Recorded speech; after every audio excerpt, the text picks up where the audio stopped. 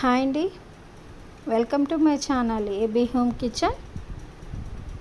ఈరోజు నేను చేయబోయే డిష్ పేరు షేర్వా అండి.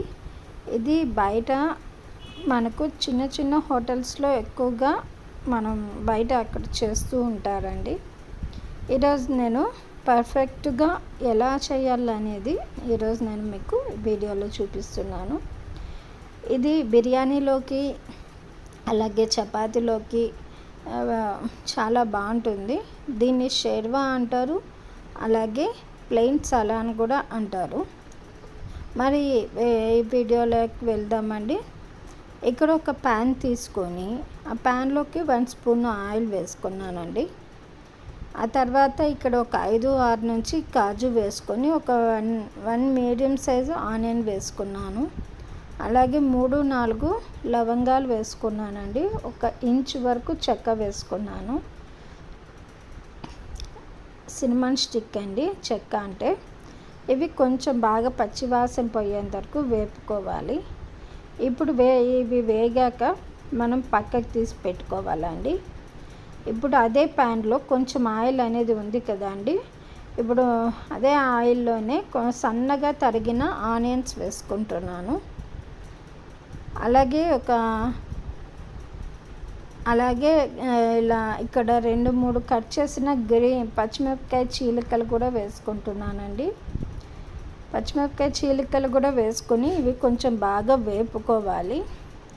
ఇక్కడ వీడియోలో అల్లం వెల్లుల్లి పేస్ట్ మిస్ అయిందండి, అది మీరు వేసుకోవచ్చు. ఇప్పుడు నేను ముందుగా వేయించిన దాంట్లో ఆనియన్స్ కాజు ఉన్నాయి కదా, అందులోకి నేను పచ్చి కొబ్బరి వేసి మిక్సీకి గ్రైండ్ పట్టుకుంటున్నానండి పేస్ట్ లాగా. ఇక్కడ ప్యాన్లో పచ్చిమిరపకాయలు అవన్నీ వేగాక సన్నగా తరిగిన టమోటా మీడియం సైజు 2 తీసుకుంటున్నానండి. అలాగే కొంచెం 1 స్పూన్ వరకు కసూరి మేతి వేసుకున్నాను. అలాగే కొంచెం పసుపు కూడా వేసుకున్నానండి. పసుపు వేసుకున్నాక ఇవి కూడా రుచికి తగినంత సాల్ట్ అనేది ఉప్పు వేసుకోవాలి. వేసుకొని ఇవన్నీ కొంచెం బాగా పచ్చివాసన పోయి బాగా మగ్గేంత వరకు బాగా వేపుకోవాలి. అలాగే కొంచెం పుదీనా తీసుకున్నానండి, పుదీనా ఆకులు. అవి కూడా బాగా సిమ్లో పెట్టుకొని బాగా ఆయిల్ అంతా బాగా తేలేలాగా ఇలా బాగా కలుపుకోవాలండి. టమోటా బాగా మగ్గిపోవాలి ఇందులోనే, ఇలా వేసే దాంట్లోనే. ఇప్పుడు మనం ముందుగానే గ్రైండ్ చేసి పట్టి పెట్టుకున్న గ్రైండ్ పేస్ట్ ఉంది కదా, అది కూడా ఇలా వేసుకొని బాగా ఆయిల్ బాగా పైకి తేలేంత వరకు బాగా వేపుకోవాలి. ఇందులో కొంచెం ఆయిల్ ఎక్కువగానే పడుతుందండి.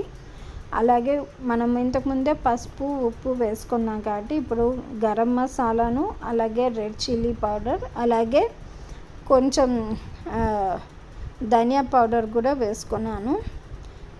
ఇప్పుడు సిమ్లో పెట్టుకొని బాగా వేపుకోవాలండి, లేదంటే మాడిపోతుంది. ఇప్పుడు నేను ఇక్కడ ఈ మసాలాకి 2 కప్స్ వాటర్ అనేది నేను వేసుకుంటున్నానండి. 2 కప్స్ వాటర్ వేసుకొని ఇలా అంతా బాగా కలుపుకోవాలి. ఇప్పుడు కొంచెం సన్నగా కట్ చేసిన కొత్తిమీర కూడా నేను ఇందులో వేసుకుంటున్నాను పైన. ఇప్పుడు కొంచెం సేపు మూత పెట్టేసి చూడండి, బాగా మూత పెట్టేసి బాగా ఉడకనివ్వాలి కర్రీని.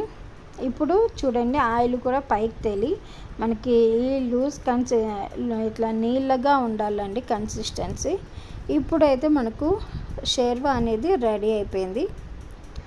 ఇది బిర్యానీలోకి, కుష్కాలోకి, అలాగే రోటీ, చపాతీ, పూరి ఇలా అన్నిటిలోకి కూడా చాలా బాగుంటుందండి. మీరు కూడా తప్పకుండా ట్రై చేయండి.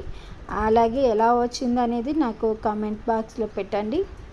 ఇలాంటి మంచి మంచి వీడియోస్ కోసం నా ఛానల్ని సబ్స్క్రైబ్ చేసుకొని లైక్ చేసి వీడియోని చూడండి.